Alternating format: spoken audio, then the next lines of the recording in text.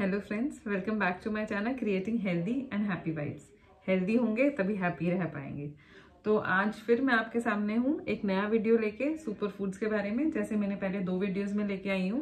पहले में मैंने आपको बताया था गार्लिक के बारे में और सेकेंड में बताया था टर्मरिक और ब्लैक पेपर के बारे में कि उनके क्या बेनिफिट्स हैं, हमारी बॉडी को किस तरह से वो फायदा पहुंचा सकते हैं और कैसे बीमारियों से हमें बचा सकते हैं।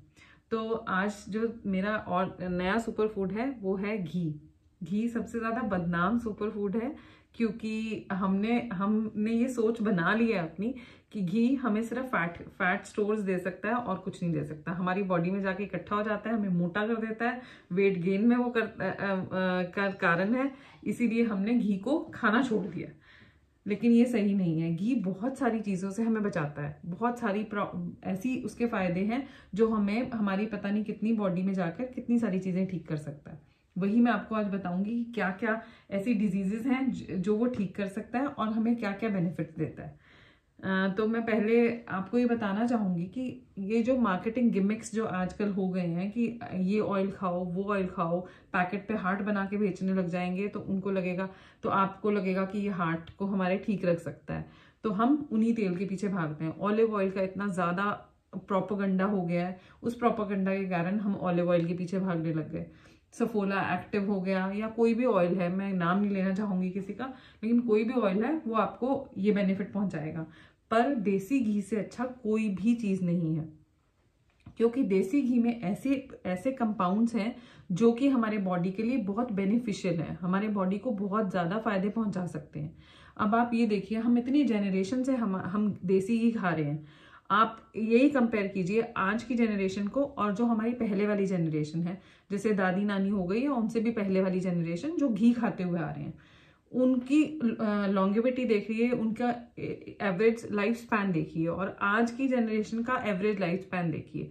और वो अपने ओल्ड एज में जो लास्ट के इयर्स थे उनमें कितना हेल्दी उनका रहन सहन रहा है और हेल्दी रहे हैं वो, और आराम से उन्होंने अपनी जिंदगी पूरी की है।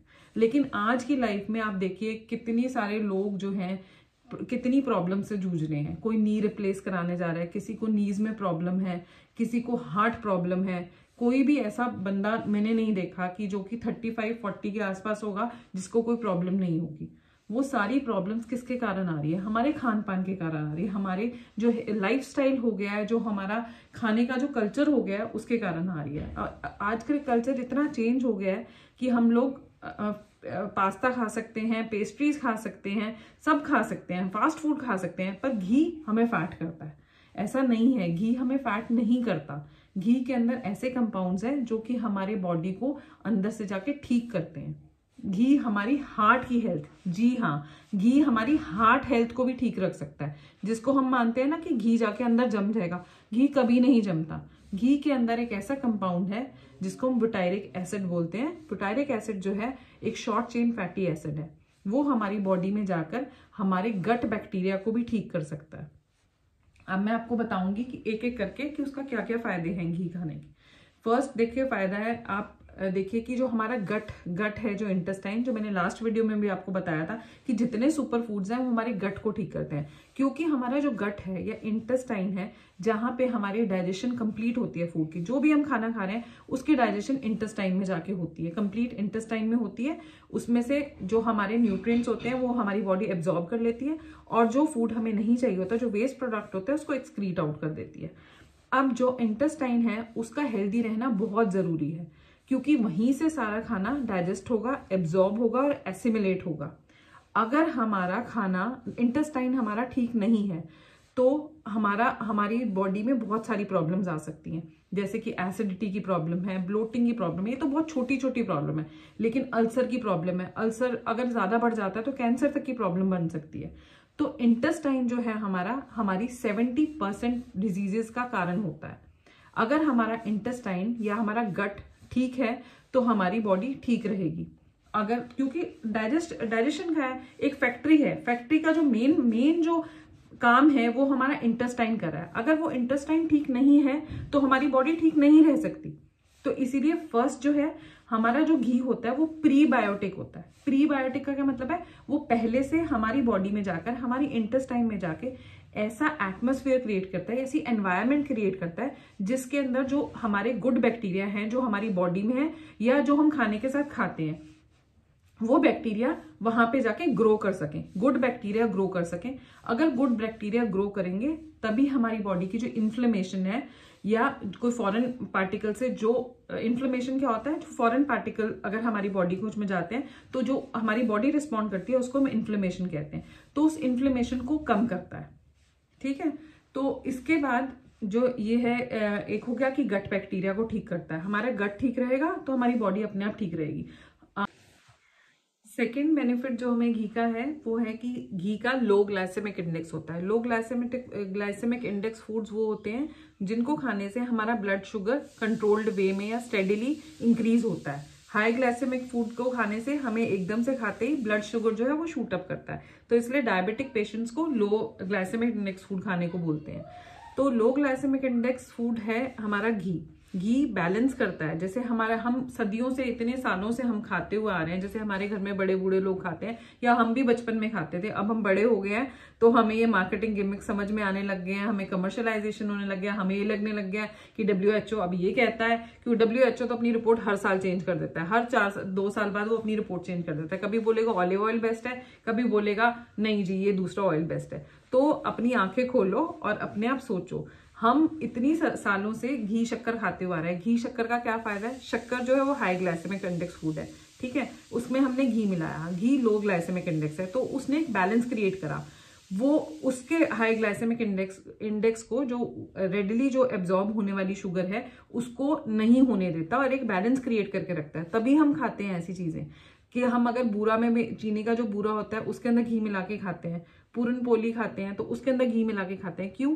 क्योंकि एक तो वो हमारी बॉडी में एब्जॉर्ब अच्छे से हो सके और जो उसका ग्लाइसेमिक इंडेक्स है वो बैलेंस्ड रहे। ठीक है, इसीलिए जो डायबिटिक पेशेंट है अगर वो ये सोच रहे हैं कि अब हमें डायबिटीज हो गया, अब हम घी नहीं खा सकते, लेकिन नहीं, घी बहुत सारे फायदे लिए हुआ है। घी का इतना लो ग्लाइसेमिक इंडेक्स होता है कि आप फ्रीली उसको खा सकते हो। ठीक है, बहुत ज्यादा क्वांटिटी में नहीं खाना, पर 3 चम्मच तीनों मील्स में हम घी हमें परमिसेबल है और हमें खाना ही चाहिए। परमिसेबल क्या है, खाना ही चाहिए, हमें बहुत जरूरी है। और ऐसा नहीं, ऐसा मत सोचिए कि हार्ट डिजीज है तो हम घी नहीं खा सकते। घी एक ऐसा सैचुरेटेड फैट है जिसके अंदर ब्यूटायरिक एसिड होता है। जैसे मैंने पहले बताया, ब्यूटायरिक एसिड जो होता है वो एक शॉर्ट चेन फैटी एसिड है जो कि हार्ट के लिए भी अच्छा है। जो HDL है, हाई डेंसिटी लिपोप्रोटीन्स होते हैं हमारी बॉडी में, उसको इंक्रीज करता है। जो हाई डेंसिटी लिपोप्रोटीन्स है वो हमारे लिए बहुत बेनिफिशियल होते हैं, तो वो उसके इंक्रीज होने से, अगर आप अपनी ब्लड टेस्ट कराते हो, ब्लड टेस्ट के अंदर आपको लिपोप्रोटीन्स टेस्ट होते हैं, एक होते हैं LDL, एक होते हैं VLDL और एक होते हैं HDL। HDL जो है वो गुड कोलेस्ट्रॉल है, वो हमारा ज्यादा होना चाहिए। अगर वो 50 से नीचे है मेल्स में और फीमेल्स में 40 से नीचे है तो यू नीड टू चेक कि आपका HDL इससे कम नहीं होना चाहिए, अगर वो आपको प्रॉब्लम आ सकती है। तो घी जो है हमारी हार्ट के लिए भी बहुत अच्छा है, वो ट्राइग्लिसराइड्स को कम करता है और HDL को बढ़ाता है। तीसरा जो बेनिफिट है वो हमारा है कि फैट सॉल्युबल विटामिन्स की एब्जॉर्प्शन में हेल्प करता है। फैट सॉल्युबल विटामिन्स होते हैं ADENK। ADEK को एब्जॉर्ब करने में फैट जो है, घी जो है वो बहुत ज्यादा अच्छा पार्ट प्ले करता है। जैसे लुब्रिकेशन जो हमारे जॉइंट्स की है उसके लिए घी जरूरी है, और विटामिन D जो है हमारी जॉइंट्स के लिए या हमारी बोन्स के लिए वो बहुत जरूरी है। तो जो विटामिन D के अगर आप सप्लीमेंट्स ले रहे हो और अगर आप घी नहीं खा रहे हो तो उसके एब्जॉर्प्शन में थोड़ी प्रॉब्लम होती है। सप्लीमेंट्स बहुत देर में आपको असर दिखाएंगे।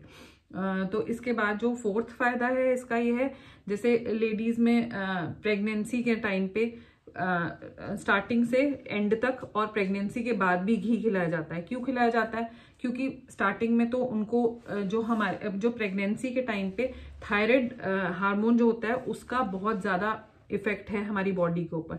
थायराइड जो हार्मोन है वो फीटस की ग्रोथ के लिए, फीटस की ब्रेन ग्रोथ के लिए बहुत जरूरी है। तो थायराइड हार्मोन जो है वो उसका कंट्रोल, बिल्कुल सही वे में चलना, मतलब बिल्कुल कंट्रोल वे में, बिल्कुल प्रॉपर ऑप्टिमम वे में चलना, वे में सिक्रीट करना बहुत जरूरी है, क्योंकि तभी 4th जो बेनिफिट है वो है प्रेगनेंसी के पहले, कंसीव करने के टाइम पे, प्रेगनेंसी के तीनों ट्राइमेस्टर और डिलीवरी के बाद, तीनों में घी अपना अपना रोल निभाता है। जो घी क्योंकि शॉर्ट चेन फैटी एसिड है, मैं जैसे बार बार आपको बता रही हूँ, तो उसका कंसीव करने में के टाइम पे भी हेल्पफुल होता है, और प्रेगनेंसी के टाइम पे क्योंकि T3 हार्मोन जो है, जो थायराइड हार्मोन है हमारा, थायराइड ग्रुप का जो हार्मोन है, वो हमारी फीटल ग्रोथ के लिए बहुत जरूरी होता है। फीटल की ब्रेन और ग्रोथ के लिए, ब्रेन डेवलपमेंट के लिए और ग्रोथ के लिए, दोनों के लिए बहुत जरूरी है। और अगर हमारा T3 अच्छे से काम नहीं करेगा तो बहुत सारी प्रॉब्लम्स हो सकती है। मेंटल रिटार्डेशन भी हो सकती है, ग्रोथ रिटार्डेशन भी हो सकती है। तो पूरी प्रेगनेंसी में इसलिए घी जरूरी है, लास्ट ट्राइमेस्टर में इसलिए जरूरी है कि डिलीवरी अच्छे से हो सके, और डिलीवरी के बाद इसलिए जरूरी है कि जितना वेट पुट ऑन हुआ है प्रेगनेंसी के टाइम में वो भी उतर सके, क्योंकि घी खाने से ही हमारी बॉडी का जो वेट है, जो हमने पुट ऑन किया है, जो एक्स्ट्रा पाउंड्स हैं, वो जल्दी से निकलते हैं। अगला जो बेनिफिट है घी का वो है कि हमारी ब्रेन फंक्शनिंग में बहुत हेल्पफुल है, हमारी ब्रेन को भी बहुत तंदुरुस्त रखता है, और हमारी जो ब्रेन की जो डिसीजन मेकिंग प्रोसेस है उसको भी बहुत अच्छे रखता है। एक आपको और बात बताना चाहूंगी, जो घी का है, घी अगर हम घी नहीं खाते हैं तो हमारी जो बॉडी के जो घी नहीं खाते और हम ऐसी फैट डाइट्स पे रहते हैं। फैट डाइट्स क्या होती हैं? जो डाइट्स, कभी कोई डाइट आ गई तो हमने उसको फॉलो करना शुरू कर दिया, कभी दूसरी डाइट को फॉलो, कभी तीसरी डाइट को फॉलो करना शुरू कर दिया। तो अगर हम वो डाइट्स को फॉलो करते रहते हैं और we keep on changing our diets and we don't take a balanced diet, तो हमारी बॉडी के जो गट बैक्टीरिया होते हैं ना, वो ऐसे हो जाते हैं जैसे बहुत लॉन्ग स्टे करके आए हों हम हॉस्पिटल में, या हम बहुत दिनों से बीमार चल रहे हों, या हमारा पेट में कुछ प्रॉब्लम चल रही है, या एसिडिटी हो रही है, कुछ भी ऐसी प्रॉब्लम चल रही है, उस टाइप से हो जाते हैं। तो वो जो बैक्टीरिया होते हैं ना, वो अपना प्रॉपर काम नहीं कर पाते। गुड बैक्टीरिया तो खत्म हो जाते हैं और पैथोजेनिक बैक्टीरिया उसमें ग्रो करने लग जाते हैं।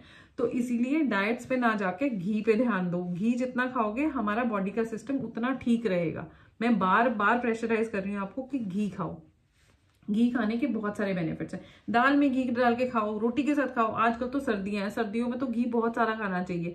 घी को गुड़ के अंदर डाल के खा सकते हो, शक्कर में खा सकते हो, मक्की की रोटी पे डाल के खा सकते हो, साग में खा सकते हो, बाजरे की रोटी पे खा सकते हो। तो घी को खाने के तो बहुत सारे तरीके हैं, और घी बेनिफिट भी तो इतना देता है ना, कि आपको इतना अच्छा सुपर फूड है कि आपको इतने सारे बेनिफिट दे सकता है। और एक सबसे इंपॉर्टेंट बात, जो लॉन्ग चेन फैटी एसिड्स हैं, जो कि रिफाइंड ऑयल्स में होते हैं और ऐसे फास्ट फूड्स में होते हैं, जो फास्ट फूड्स हैं, जो सस्ते फूड्स जो बाहर से मिलते हैं, जो तले हुए फूड होते हैं और जो प्रोसेस्ड होते हैं, जैसे केक पेस्ट्रीज हो गए, तो ऐसे जो फूड्स हैं उनके अंदर जो लॉन्ग चेन फैटी एसिड है वो हमारी बॉडी में आके अपने आप मेटाबोलाइज और एब्जॉर्ब नहीं हो पाते, और वो हमारी बॉडी में एज फैट जो स्टोर्स जो होते हैं वो बना देते हैं, डिपॉजिट हो जाते हैं और फैट स्टोर्स बनाते हैं, जो कि ओबेसिटी में रिजल्ट करते हैं।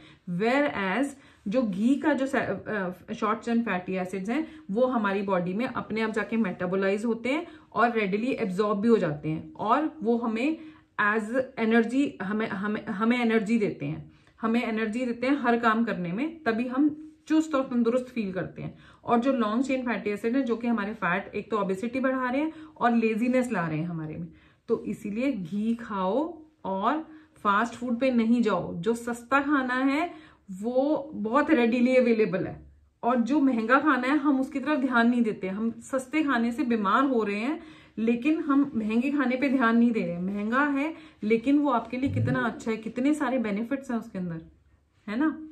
तो अगर आपको मेरा वीडियो अच्छा लगा हो तो प्लीज़ लाइक और सब्सक्राइब कीजिए मेरे चैनल को, और मैं और भी ऐसे वीडियोस लाती रहूँगी। हर मंडे में एक वीडियो लेके आती हूँ, तो आप प्लीज़ ट्यून्ड इन रहिए और मेरा वीडियोस देखते रहिए।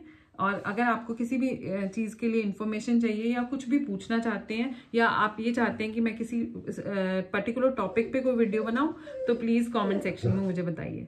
Thank you so much, thanks for watching.